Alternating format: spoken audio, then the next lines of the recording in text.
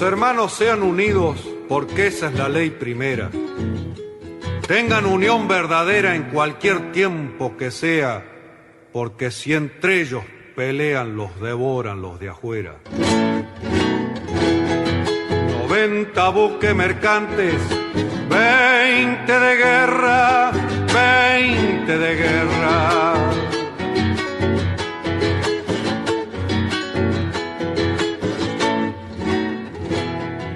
Vienen pechando arriba las aguas nuestras, las aguas nuestras.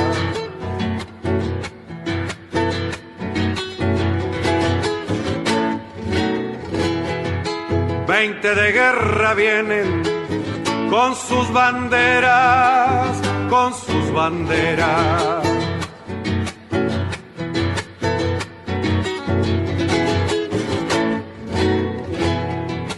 Pucha con los ingleses, quien los pudiera, quien los pudiera, que lo tiro a los gringos, Unigran 7, navegar tantos mares, venirse al cohete, que digo venirse al cohete. Con los acordes y el canto de la vuelta de obligado, triunfo tradicional, con letra de Miguel Brascó, e interpretado por Alberto Merlo, hoy, 19 de enero, damos comienzo al programa 302 de Obligados a Volver, programa que se transmite todos los miércoles y sábados a las 18 horas por nuestra página en Facebook, Obligados a Volver, programa radial. Obligados a Volver, un análisis de la realidad argentina y mundial, desde nuestra mirada que es nacional, popular, democrática, feminista, latinoamericanista, ambientalista y plurinacional. Obligados a volver, porque como dijo el general San Martín, cuando la patria está en peligro, todo está permitido excepto no defenderla. Recordando y reivindicando además nuestras consignas fundacionales: lealtad a Perón, Cristina Conducción. Dirección Norberto Raful y consejo de columnistas y asesores.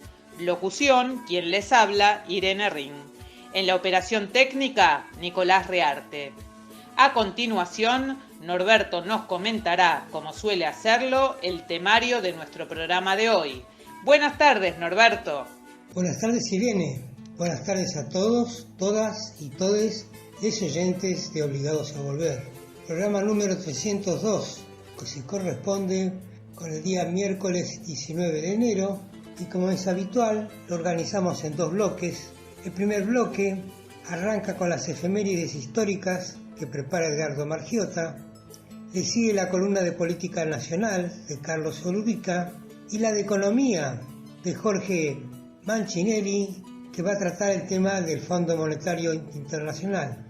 Un breve paréntesis para tratar de informar sobre todos nuestros proyectos de comunicación y pasamos entonces al segundo bloque con la columna de Edgardo Margiota, Religión y Sociedad, y esta vez se va a referir a este título: Francisco avanza a paso firme con el proyecto que trazó para su papado. A continuación, Silvia Agostinis y su columna de Vivienda y Hábitat, con el comentario hoy sobre el derecho a la vivienda y un video de Gervasio Muñoz sobre la actividad del grupo Inquilinos Agrupados. A continuación, cerrando el bloque y el programa, el tema musical de Carlos Seitco y Yamila Cafrune, guitarra de Patria Grande. Dicho esto, ¿qué te parece, Edgardo, si comenzás con las efemérides? Conocer el pasado para iluminar el presente y construir el futuro. Efemérides correspondientes a la semana que se inicia. 22 de enero de 1944. En el Festival del Luna Park, por los damnificados del terremoto ocurrido el 15 de enero de ese año en San Juan, se conocen el coronel Juan Domingo Perón y Eva Duarte.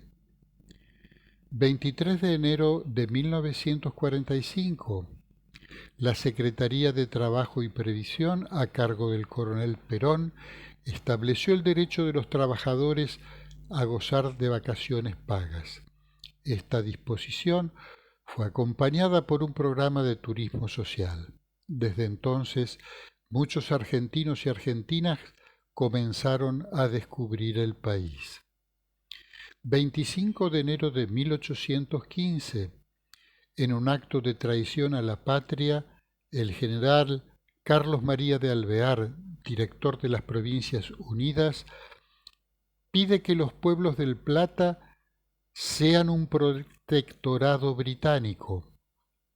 En un pliego dirigido al ministro de Relaciones Exteriores de Inglaterra señala: estas provincias desean pertenecer a la Gran Bretaña, recibir sus leyes, obedecer su gobierno y vivir bajo su influjo poderoso. 22 de enero de 1822 se firma el Tratado del Cuadrilátero entre Buenos Aires, Entre Ríos, Santa Fe y Corrientes. Es uno de los pactos preexistentes mencionados en la Constitución Nacional de 1853.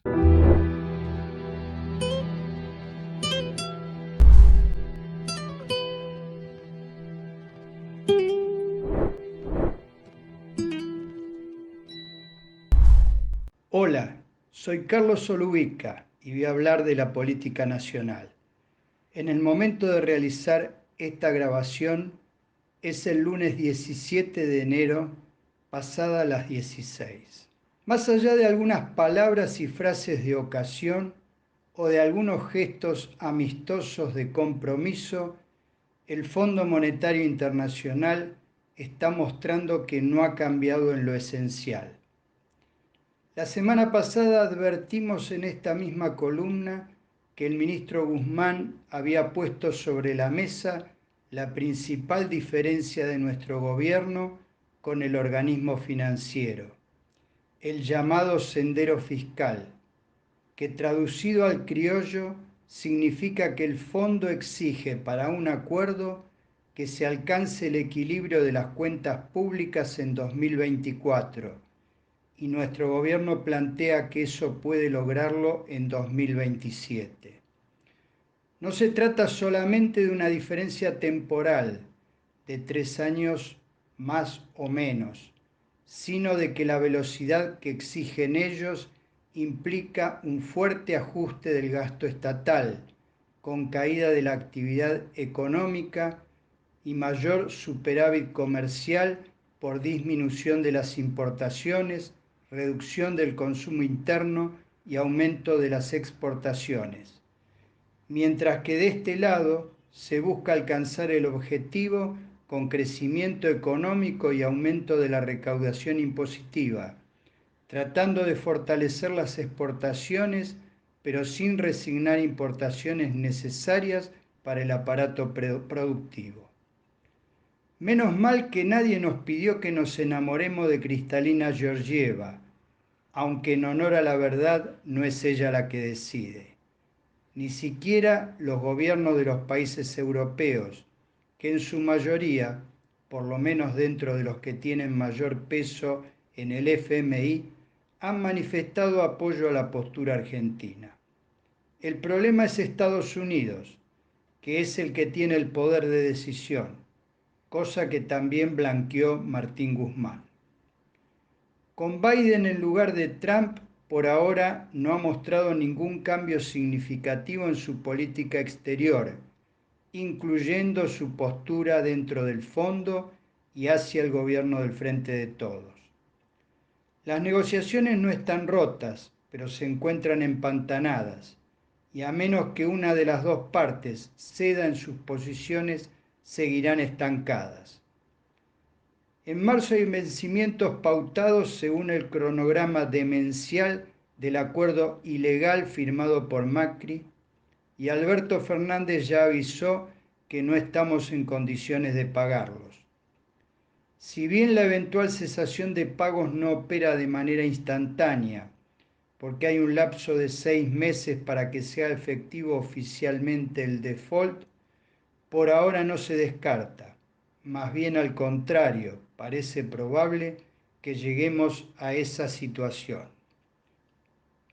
Nuestro gobierno seguirá haciendo todo lo posible para destrabar la negociación sin que eso implique aceptar la exigencia del FMI. De hecho, esta semana viaja el canciller Santiago Cafiero a Washington para encontrarse con su homólogo norteamericano Antony Blinken. Aunque el motivo del viaje no es específicamente la deuda con el fondo, resulta evidente que el tema no será ajeno a las conversaciones.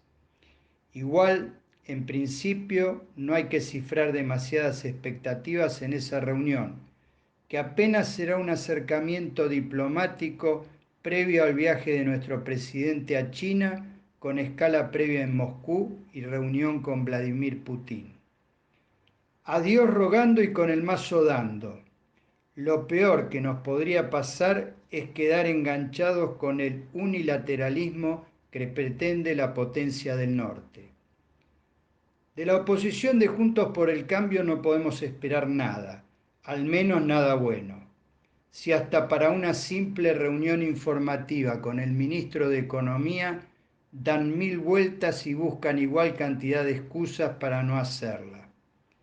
Si hay duros y blandos, en general no se nota porque siempre termina prevaleciendo la postura más beligerante y salvaje. Hasta cierto punto muestran más sensatez muchos empresarios que entienden que la única chance de lograr un acuerdo que no afecte el crecimiento económico y por ende sus negocios es con un frente interno lo más sólido posible en el respaldo a la posición de nuestro gobierno. Obviamente no nos referimos a los Paolo Rocca o a los Héctor Mañeto. La Argentina no tiene margen para un ajuste como el que pide el FMI. No es sostenible ni económica ni socialmente, aspecto que generalmente se les escapa a los que mandan en el organismo financiero. O no les importa, que en definitiva a los efectos conducentes es lo mismo. Por eso Alberto Fernández y Martín Guzmán, que saben que ninguna de las opciones se puede considerar buena para nuestro país, repiten que es peor un acuerdo en base a las exigencias del fondo que caer en default. Porque los efectos de una cesación de pagos nadie, seriamente y con fundamentos, las puede predecir. A lo sumo se puede conjeturar que será una situación complicada, muy complicada para las argentinas y los argentinos. No resulta una opción deseable ni mucho menos, y por eso el gobierno agotará todas las instancias para llegar a un acuerdo, el menos malo posible. Lo que sí sabemos con certeza es que un ajuste como el que pretende el FMI nos llevaría puestos a todas y todos. Alguien podría decir que a lo mejor se puede llegar a un acuerdo en base a una postura intermedia entre el equilibrio fiscal en 2024 como quiere el organismo financiero y el 2027 como plantea nuestro gobierno. Pero ya lo dijimos al comienzo, no se trata de una diferencia de carácter temporal, sino que es conceptual. Es ajuste o crecimiento con inclusión social.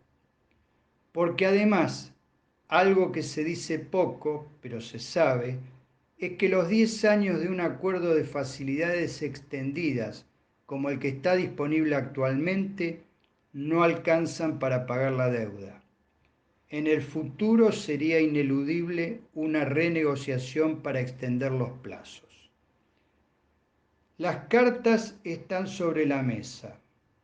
Una deuda de la magnitud demencial y criminal, pactada por Macri con Trump, con la intermediación de Christine Lagarde, es un gran problema para el deudor, es decir, para nosotros, pero también para el acreedor, que además violó sus propias normas, como se ha dicho reiteradamente, y acaban de demostrar con un informe demoledor dos especialistas en el análisis de deudas externas que estudiaron particularmente el caso argentino. Sin asumir demasiada responsabilidad propia, el propio FMI publicó hace poco una evaluación interna que califica el préstamo a Mauricio Macri como un crédito fallido, que fracasó en todos los objetivos que se propuso. A confesión de parte, relevo de prueba. Veremos próximamente cómo sigue esta historia. Un fuerte abrazo a todas y todos.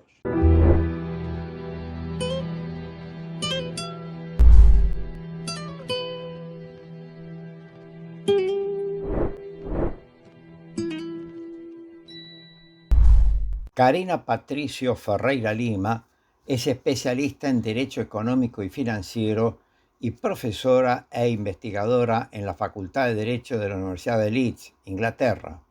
Y Chris Marsh es un exfuncionario del Fondo Monetario Internacional que se desempeña actualmente como consultor principal en una firma internacional de análisis macroeconómicos y de mercado.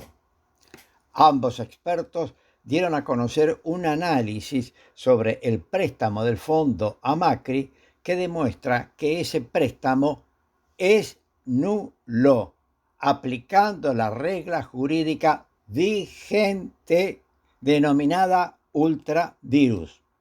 Esa regla considera nulos los actos de las entidades públicas o privadas que rebasan el límite de la ley y cuyo objetivo es prevenir que una autoridad administrativa o entidad de derecho privado o público actúe más allá de su competencia o autoridad.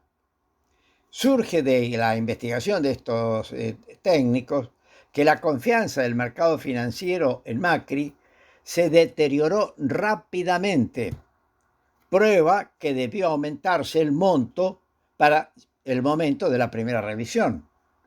Las necesidades de financiación aumentaron rápidamente, ya que la deuda pública, muy dolarizada, siguió una trayectoria elevada debido a la continua debilidad del tipo de cambio.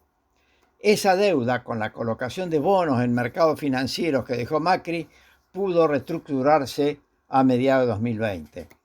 Encuentra la investigación que el Banco Central de la República Argentina se vio obligado a una monetización del déficit cada vez mayor para cubrir el costo de la ejecución de la política de Macri que tenía, escuchemos, que tenía un déficit oculto no incluido en el diseño del programa acordado con el fondo.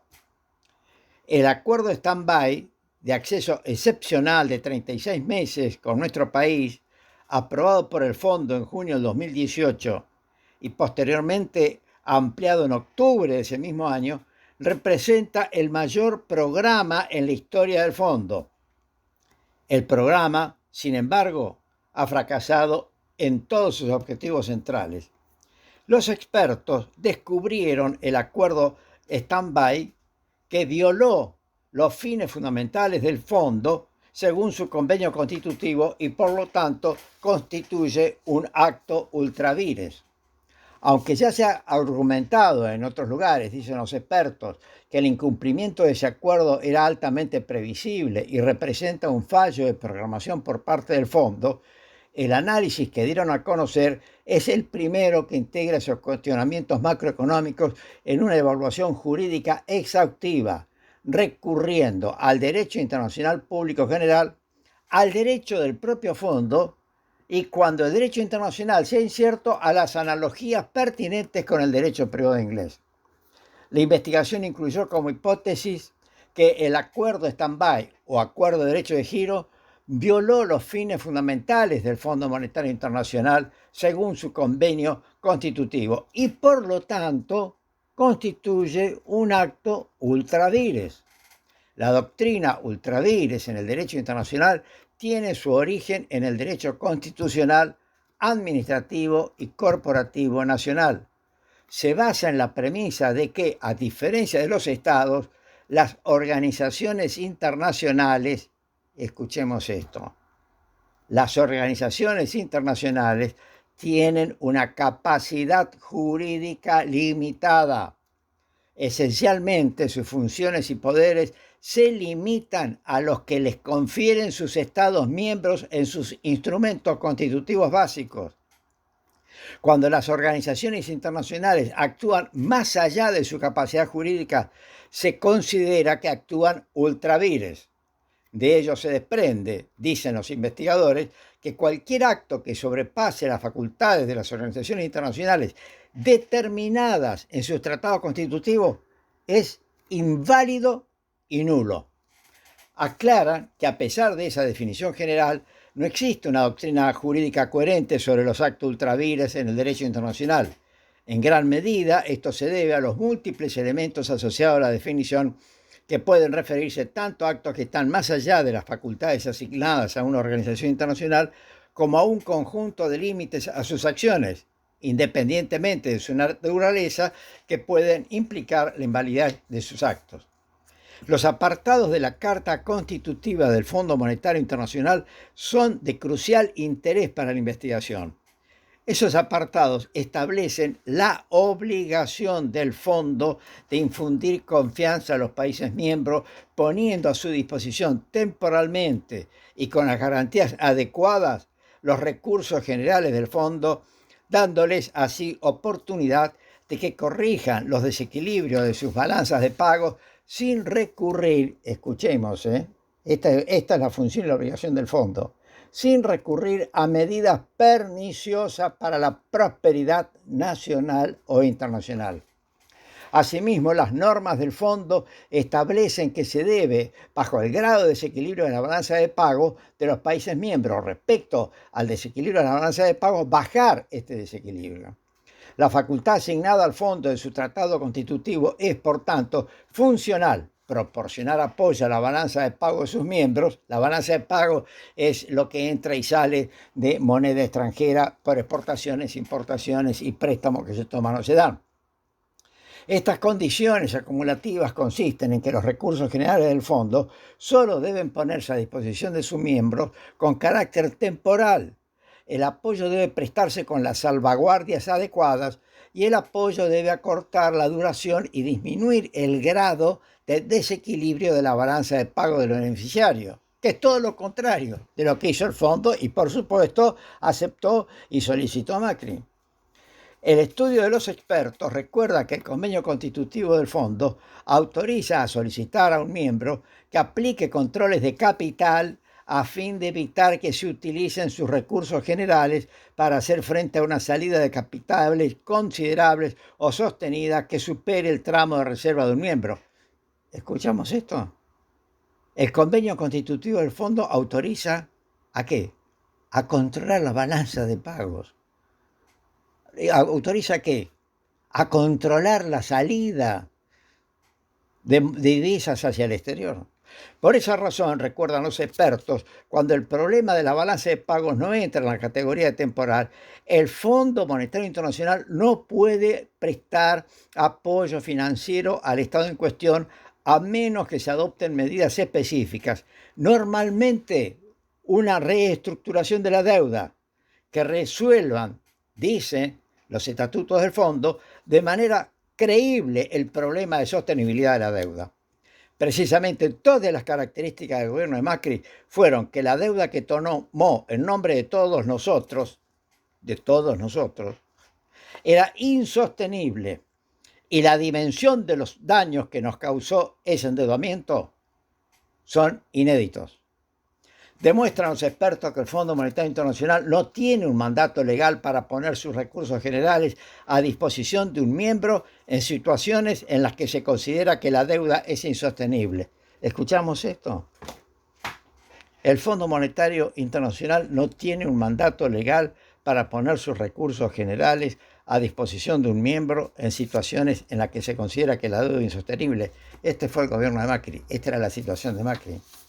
Explican los expertos que los recursos generales del fondo solo deben utilizarse para financiar transferencias de capital en las siguientes situaciones: cuando se destine asistencia temporal a la balanza de pago con las debidas salvaguardas y que el apoyo esté destinado a acortar la duración y bajar el grado de desequilibrio, y cuando los recursos no se utilicen para hacer frente a una salida de capital considerable o continua, que fue precisamente lo que hizo Macri, que destinó el préstamo del fondo a la fuga de divisas.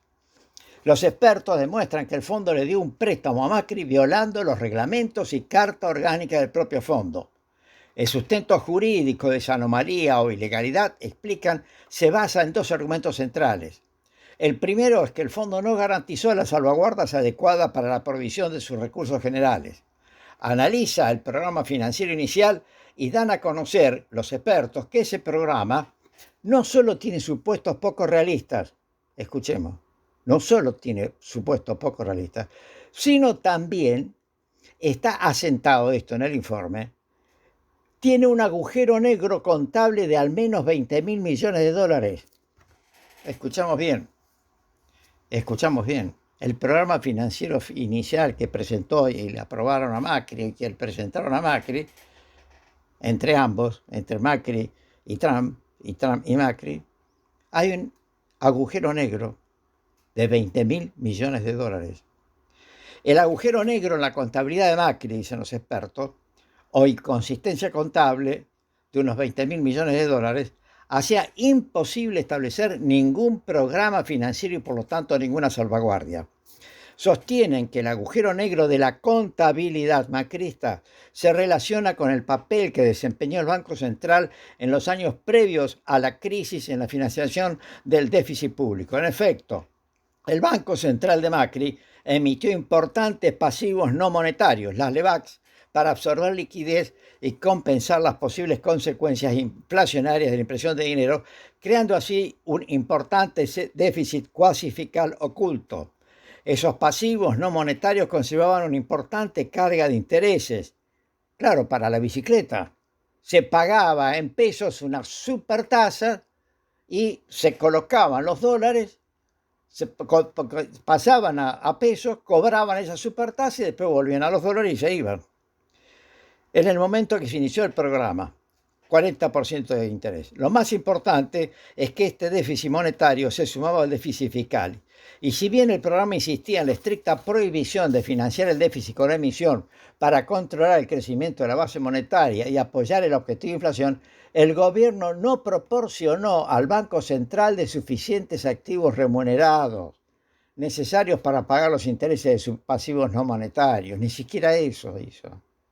Se supuso que los pasivos domésticos del Banco Central se contraerían hasta finales de 2019, a pesar de que el Banco Central no tenía medios para financiar la creciente carga de intereses de las LEBAC. ¿De qué magnitud era ese déficit monetario? Las LEBAC en circulación en mayo de 2018 ascendían a 48.000 millones de dólares. Teniendo en cuenta el tipo de interés en ese momento, a pesar de su reducción programada hasta finales de 2019, es razonable, dicen los expertos, calcular un déficit debido a los intereses de esos pasivos cuasi fiscales de alrededor de 23.000 millones de euros hasta finales de 2021, aunque potencialmente mucho más alto como resultó ser el caso. Esto se suma al déficit fiscal de 82.100 millones de dólares durante el primer periodo de Macri, lo que hace que el déficit fiscal del sector público considerado supere ampliamente los 100.000 millones de dólares hacia finales de 2021. Esa es la puerta al cementerio que nos dejó Macri. Solo la decisión de un servicio al servicio de una nación justa, libre y soberana, sustentada en el protagonismo popular, logrará alejarnos del cementerio que Macri nos dejó como herencia.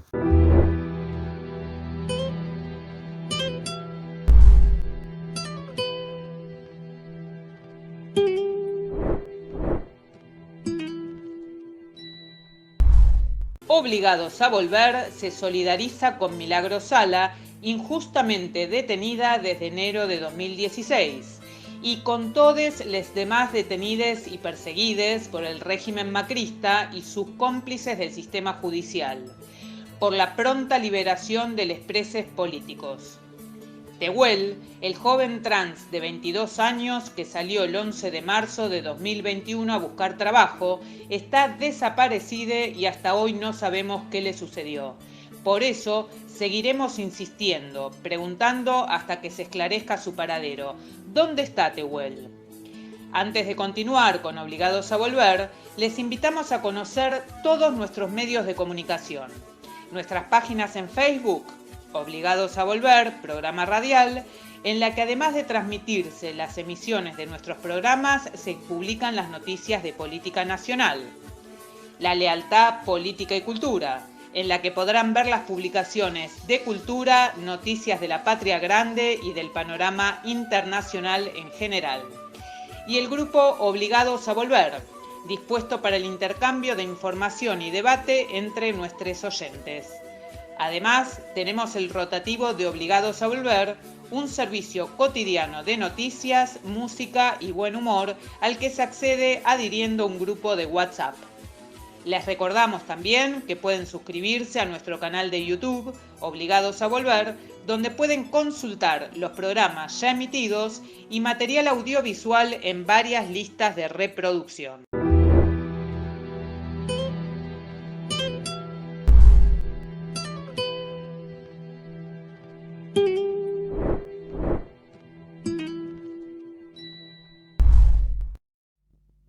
Hola oyentes de Obligados a Volver, les habla Edgardo Margiota.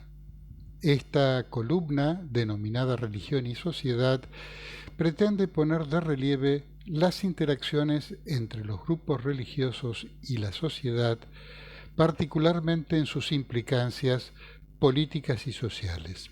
Hoy la dedicaremos a comentar algunas actividades recientes del Papa Francisco, quien está posicionado no solamente como la máxima autoridad de la Iglesia Católica, sino como un líder social con alcance global que asume la responsabilidad de hacer propuestas políticas. El 11 de enero pasado, durante su tradicional mensaje a los diplomáticos acreditados en el Vaticano, Francisco cuestionó a los sectores antivacunas e hizo un fuerte llamado a la aplicación de dosis contra COVID. Afirmó que las vacunas son la solución más razonable para detener la pandemia y planteó que inoculárselas es una obligación moral para poner en práctica. Criticó soslayadamente a los movimientos antivacunas al decir: muchas veces nos dejamos influenciar por la ideología del momento, a menudo basada en noticias sin fundamento o en hechos poco documentados. Asimismo, lamentó que la falta de firmeza en las decisiones y de claridad comunicativa generan confusión, crea desconfianza y amenaza la cohesión social, alimentando nuevas tensiones. La política debe comprometerse a buscar el bien de la población por medio de decisiones de prevención e inmunización que interpelen también a los ciudadanos para que puedan sentirse partícipes y responsables. Días antes, el 1 de enero, con motivo de celebrarse la Jornada Mundial por la Paz, que se celebra en esa fecha desde hace 55 años, Francisco emitió un documento en el que retoma los grandes postulados de su pontificado. En él afirma: el ruido ensordecedor de las guerras y los conflictos se amplifica mientras se propagan enfermedades de proporciones pandémicas, se agravan los efectos del cambio climático y de la degradación del medio ambiente, empeora la tragedia del hambre y la sed, y sigue dominando un modelo económico que se basa más bien en el individualismo que en compartir lo solidario.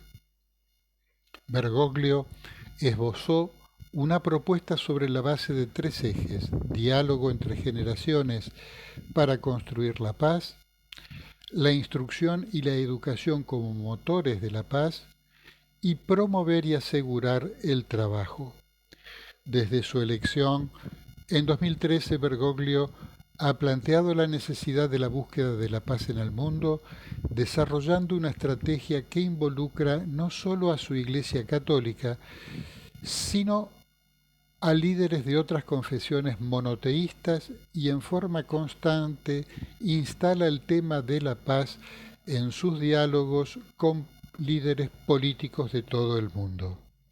En su mensaje, el Papa retomó el tema del cuidado de nuestra casa común y denunció que, abro comillas, el presupuesto para la instrucción y la educación, consideradas como un gasto más que como una inversión, ha disminuido significativamente a nivel mundial en los últimos años. No obstante que ambas son bases de una sociedad cohesionada, civil, capaz de generar esperanza, riqueza y progreso. Cierro comillas. Advirtió también, en contraposición, que los gastos militares han aumentado superando el nivel registrado al final de la Guerra Fría. En otro apartado, el Papa sostiene que el trabajo es un factor indispensable para construir y mantener la paz, porque desde una perspectiva social, el trabajo es el lugar donde aprendemos a ofrecer nuestra contribución por un mundo más habitable y hermoso. Entiende Francisco que es más urgente que nunca que se promuevan en todo el mundo condiciones laborales decentes y dignas, orientadas al bien común y al cuidado de la creación, que la política promueva un justo equilibrio entre la libertad económica y la justicia social.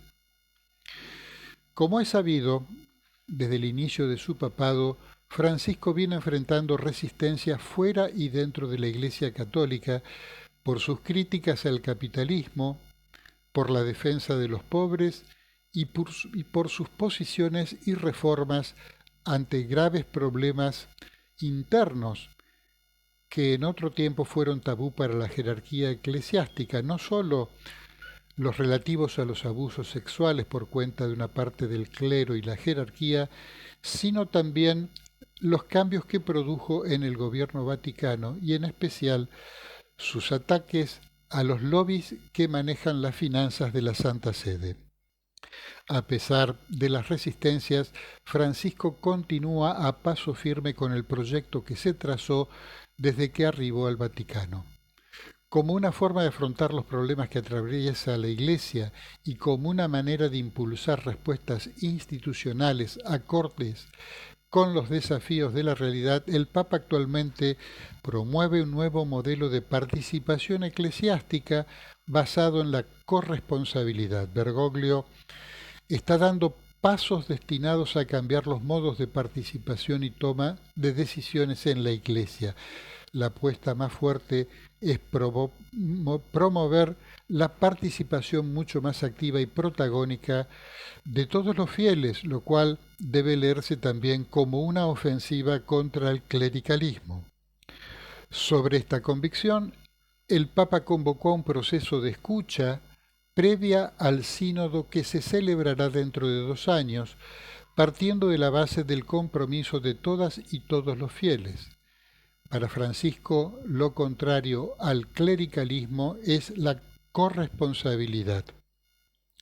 Desde su creación en 1967, los sínodos han sido encuentros reservados a los obispos con apenas la participación de asesores. Ahora el Papa abrió un proceso de 2 años que comienza por la escucha en las diócesis, es decir, los distritos eclesiásticos de todo el mundo, y que culminará con un sínodo con amplia participación de todos los estamentos de la Iglesia.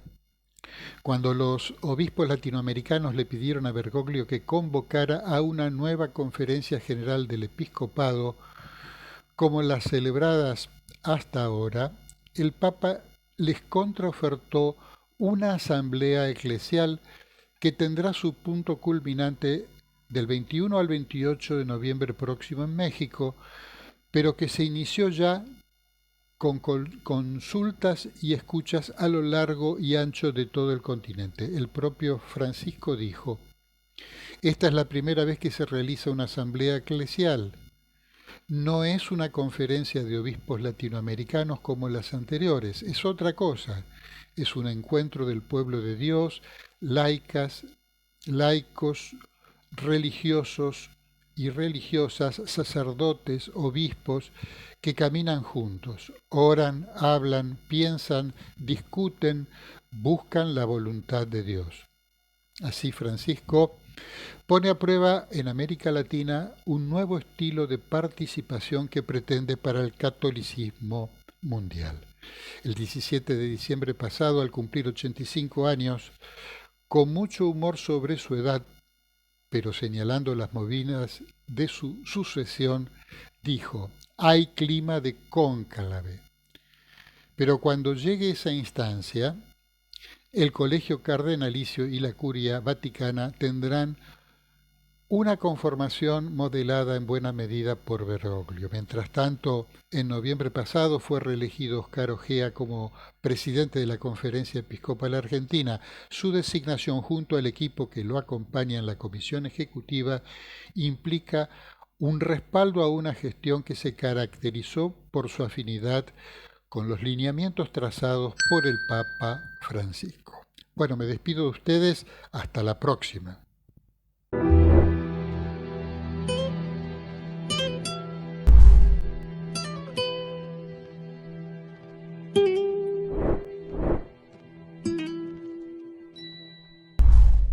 Hola, buenas tardes a todos, todas y todes en este primer encuentro del año 2022, esperando o expresando mi deseo de que este año sea un año bueno, especialmente para aquellos que peor la han pasado, que podamos retornar a ciertos niveles de actividad que nos permita un mejoramiento para los sectores que más lo necesitan.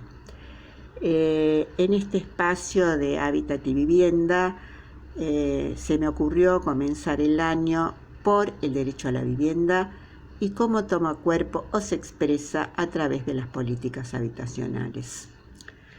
Vale recordar que el derecho a la vivienda es un derecho de rango constitucional introducido por la Reforma Constitucional de 1949 y luego retomado en el artículo 14 bis de la Constitución reformada del año 1994. Para ser precisa, en dicho artículo se puntualiza el acceso a una vivienda digna, derecho que también está presente en diversos pactos internacionales de jerarquía constitucional.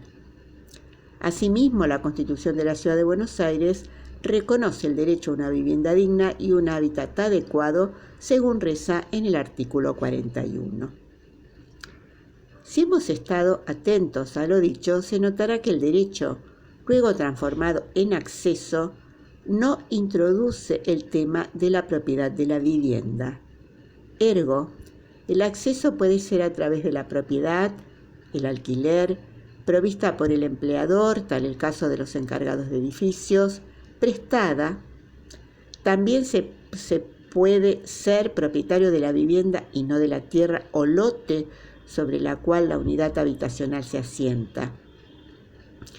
Tal es el caso de las villas y muchos de los barrios denominados populares.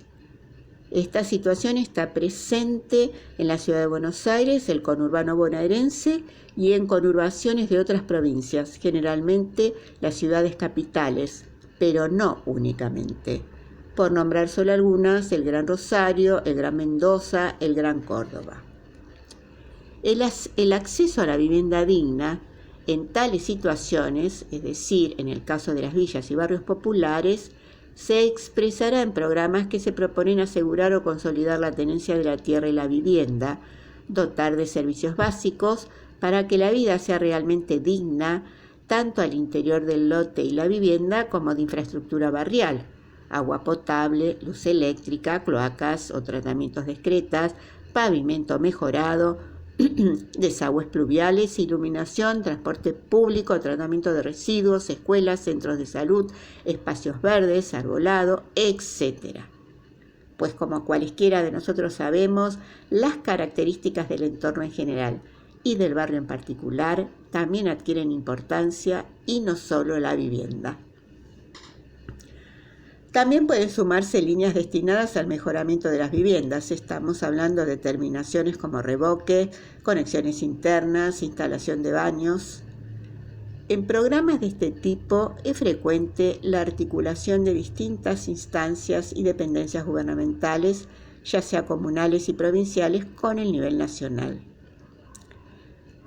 Estas acciones no son nuevas, por el contrario, hace muchísimos años que se vienen realizando, y es común que no adquieran relevancia alguna para el público en general y menos aún para los medios. Pero los habitantes de cualesquiera de dichos barrios sí podrán dar cuenta de aciertos y desaciertos, avances y parates, ya por demora en los fondos, por cambios de equipos profesionales, de gestión gubernamental, etc. Además, son programas cuyos avances suelen ser más lentos que lo proyectado, y en consecuencia probablemente atraviesen varias gestiones. Por caso vale rememorar la ocupación de tierras en el partido de Guernica, ocurrida a mediados del año 2020, y el desalojo de finales de octubre del mismo año, transmitido minuto a minuto por las cámaras de la televisión. Las fuerzas de seguridad avanzando a campo traviesa, ese campo que rememoraba una toldería. Solo mujeres y niños, gritos y llantos, quema de neumáticos, humaredas, corridas, todo dantesco. ¡Puah! De resultas de todo esto, unas 800 familias acordaron con el gobierno de la provincia sumarse al plan de lotes con servicios. En este marco de complejidad y urgencia, la provincia de Buenos Aires creó la Unidad Provincial de Tierra y Vivienda en el ámbito del Ministerio de Gobierno para coordinar las políticas tendientes a la generación de suelo urbano, al desarrollo de soluciones habitacionales, a la promoción de mejoras habitacionales y de hábitat y a la urbanización de barrios populares. Según lo anunciara el gobernador, su gestión se propone la provisión de 85.353 lotes con servicios. Todo muy alentador en aquella presentación, pero recién en agosto del 2021 se tuvieron nuevamente noticias sobre el proyecto Guernica. Sí, el viernes 13 de agosto del año 2021, el ministro de Desarrollo Social, Juan Zabaleta, participó en el acto de presentación del Plan de Desarrollo Urbano Planificado y Sostenible para la creación de un nuevo barrio en la localidad de Guernica, con la presencia del gobernador de la provincia de Buenos Aires, Axel Kicillof, el ministro nacional de Obras Públicas, Gabriel Catopodis, sus pares provinciales, la presidenta de AISA y la intendenta de Presidente Perón, Blanca Cantero. El nuevo barrio contará con 850 terrenos, espacios verdes, un polideportivo, un parque para realizar actividades recreativas, un colegio con los 3 niveles educativos, centros de desarrollo infantil, equipamiento de salud y de seguridad. Bien, vale preguntarnos, en este largo mientras tanto, aquellas familias desalojadas en octubre del año 2020, ¿dónde y cómo viven? Este será un tema para seguir en el transcurso de este año. También debemos ubicarnos en el año 2020, el año del aislamiento, y sin embargo la vida seguía transcurriendo y los acontecimientos también. En junio de dicho año se sancionó la nueva ley de alquileres que fuera promovida por la agrupación que los reúne y está siendo totalmente combatida por legisladores opositores, quienes, es de suponer, expresan los intereses de sectores inmobiliarios, que también meses atrás comenzaron esta embestida desde las páginas de La Nación. Pero para ello, mejor oír con atención lo que nos cuenta Gervasio Muñoz. Si nos centramos en el devenir de las familias de Guernica y de los inquilinos, se concluiría casi automáticamente que la solución es la propiedad. Pero, ¿la propiedad es la solución? Sería bueno reflexionar con calma. Si miramos a Europa, que tanto nos es grato o les es grato dicha comparación a ciertos sectores sociales, mientras los propietarios de vivienda en Alemania eran 5 de cada 10, en España lo eran 8 de cada 10. Esta notable diferencia se debería, siguiendo el artículo de Francisco Rouco de mayo del 2018, a la política de vivienda del franquismo, cuyo ministro responsable supo afirmar: queremos un país de propietarios, no de proletarios, y olé. Curiosidades de la historia. Ya despidiéndome, decirles que en materia de política habitacional, en la benemérita ciudad que habito y habitamos, solo está reducida a trabajos en las villas. Ahora sí, atento a nuestros oídos para oír a Gervasio Muñoz de Inquilinos Agrupados, y será hasta nuestro próximo encuentro. ¿Qué tal? Soy Gervasio Muñoz de Inquilinos Agrupados y hoy les voy a contar todo acerca de los proyectos de ley de la oposición para modificar la ley de alquileres en Argentina. El primer diputado en presentar un proyecto de modificación a la ley de alquileres fue el diputado Acef. En el proyecto plantea derogación total de la ley de alquileres, o sea, no habría marco regulatorio para alquilar vivienda en Argentina. Y el otro artículo importante de su proyecto de ley es el desalojo express, o sea, que si no pagás un mes de alquiler, pueda ser desalojado en muy pocos días. La diputada Lucila Lehmann de la Coalición Cívica presentó un proyecto donde también plantea la derogación total de la ley de alquileres. Otro proyecto realmente increíble es el de la diputada de Juntos por el Cambio, Gisela Scaglia. Plantea volver al plazo de 2 años del contrato de alquiler, que los propietarios puedan rescindir el contrato cuando se les antoje. Si firmaste un contrato de 2 años, el propietario lo podría rescindir a los 2 meses. Que no se tengan que registrar los contratos de alquiler en AFIP, o sea, legalizar la evasión. Por último, propone liberar completamente el precio del alquiler, o sea, que el propietario te pueda fijar la actualización del precio todos los meses y por el índice que se le antoje. Otro proyecto, diputado Álvaro González, de Juntos por el Cambio, también plantea volver a contratos de 2 años y, por supuesto, liberar el precio para que nos puedan fijar el índice que quieran y cuantas veces quieran. Francisco Sánchez, diputado de Juntos por el Cambio, también presentó un proyecto para modificar la ley de alquileres, que plantea que no haya plazo mínimo, que te puedan hacer firmar un contrato por 1 semana, por 15 días, por 3 meses, por 1 año. Libera también el precio del alquiler y, por supuesto, plantea legalizar la evasión del mercado inmobiliario y que no sea obligatorio el registro de contratos de alquiler en AFIP. El último proyecto de ley que se presentó en el Congreso Nacional estuvo a cargo de Martín Tetaz y López Murphy, 2 diputados de la Unión Cívica Radical, que plantean en el proyecto que el plazo del contrato de alquiler sea de 1 año y, por supuesto, liberar todos los precios de los alquileres en Argentina. Cuando te dicen entonces que la ley de alquileres fracasó, lo que hay que saber muy bien es para qué quieren que fracase la ley de alquileres. Y lo que quieren es volver atrás, liberar completamente todo el mercado y no seguir regulando un mercado que es fundamental para el acceso a la vivienda en alquiler en Argentina.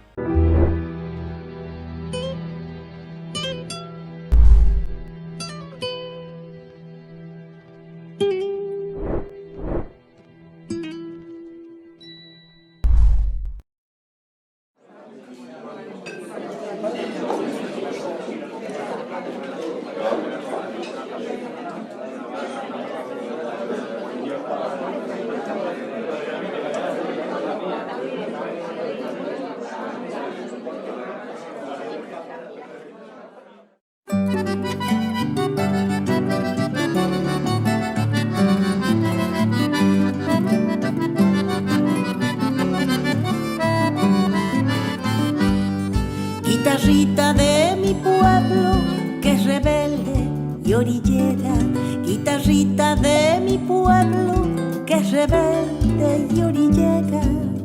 Si está fulera la cosa, en la calle es la primera. Guitarrita de la hinchada, bien arriba su bandera, no se achica con los grandes y no afloja en la pelea.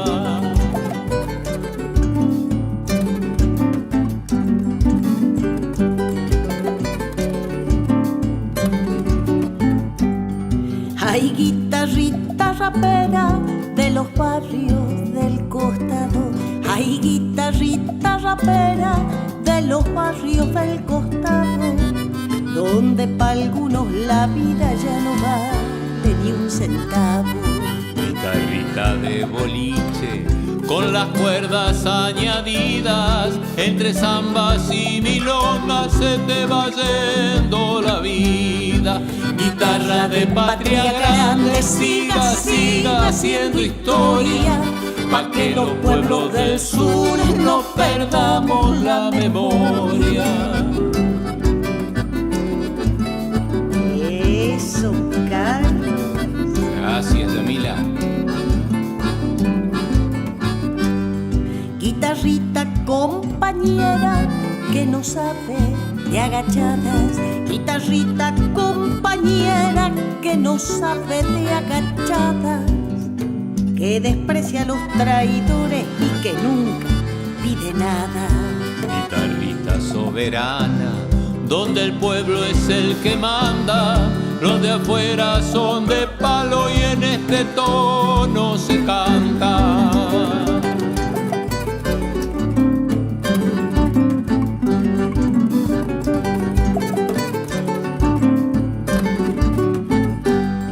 Guitarrita justiciera, aquí juntos nos salvamos.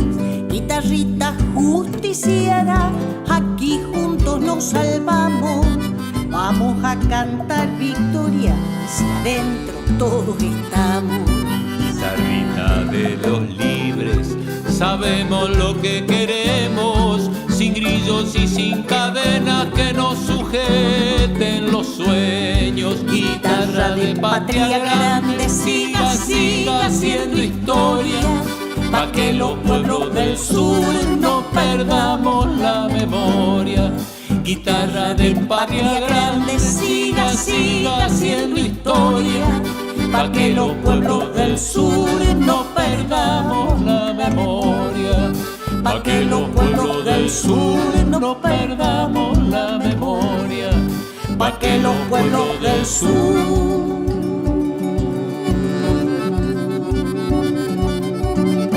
no perdamos la memoria.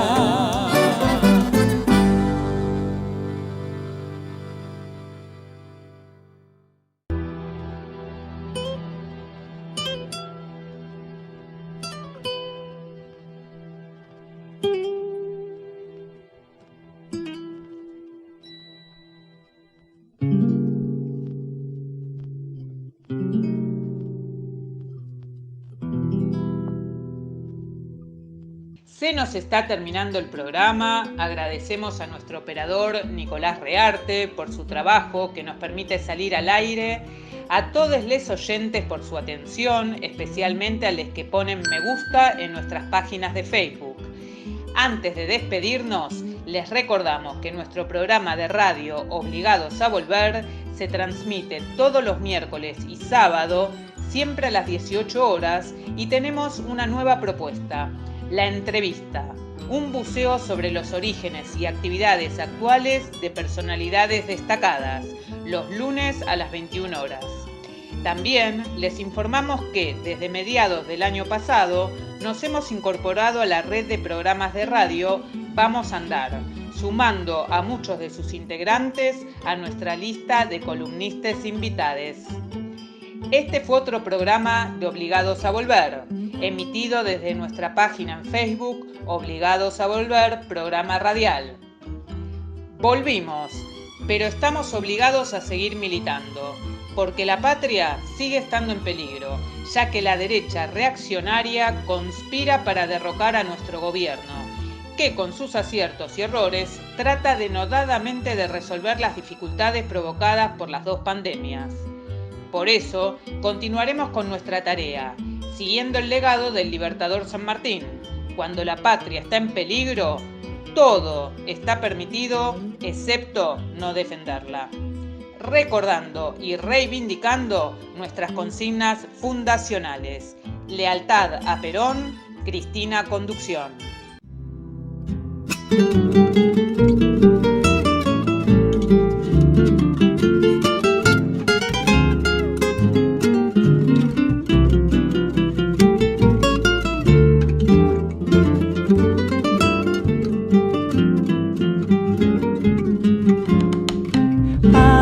Es mi gente en su tierra, es nuestra forma de ser. Soberano es de su patria, quien la sabe defender. Soberano es de su patria, quien la sabe defender. Hombres, mujeres luchando, es codo a codo el deber, soportando el mismo fuego, antes muertos que ceder, soportando el mismo fuego, antes muertos que ceder. Pasará, pasará, río arriba el obligado pasará, volverá, volverá, y en quebracho quedará, volverá, volverá.